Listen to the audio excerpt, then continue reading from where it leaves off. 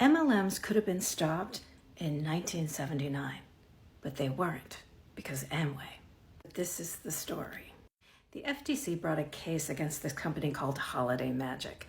And the guy who ran that company is crazy. The FTC brought a case against them. They were very successful against them, and they ultimately closed down, partially because the guy died in a plane crash. So when the FTC brought a case against Amway, they used the same attorney, they used the same argument. They should have been able to shut these guys down fast. But that's not what happened. So this case happens in 1974, 1975.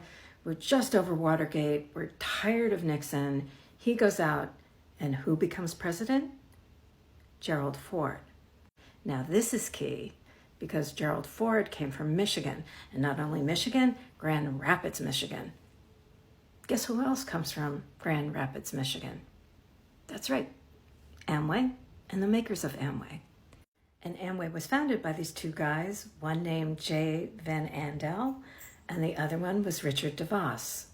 And Richard DeVos is the father-in-law of Betsy DeVos, who used to be the education secretary under Trump. Put a pin in it, we'll come back to that. It was reported in the Washington Post that the two founders of Amway had a 43-minute meeting with Gerald Ford in the Oval Office. And a Michigan paper later reported that J. Van Andel said that the president was very aware about the Amway situation.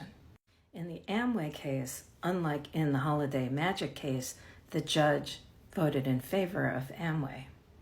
They said that Amway wasn't a pyramid scheme and that the FTC hadn't proven the idea of market saturation. That is, that there were too many people in a market to be able to make money. The one place they sided with the FTC was in terms of price fixing.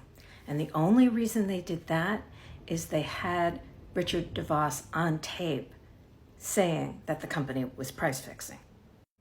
Most people who've done research in this area have said that if the Amway case had been lost, that would have stopped MLMs in their tracks right then, 1979.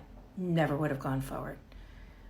But this case today still becomes the standard by which not only companies in the United States are evaluated, but companies around the world.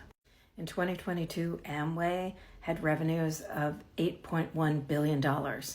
It's important to know that because a company that should have been stopped in its tracks in 1979 is a major supporter of the Republican Party, and through their foundation, a major supporter of organizations like Focus on the Family and the Heritage Foundation. So this isn't just about, silly marketing stuff or silly cult stuff. This is about politics.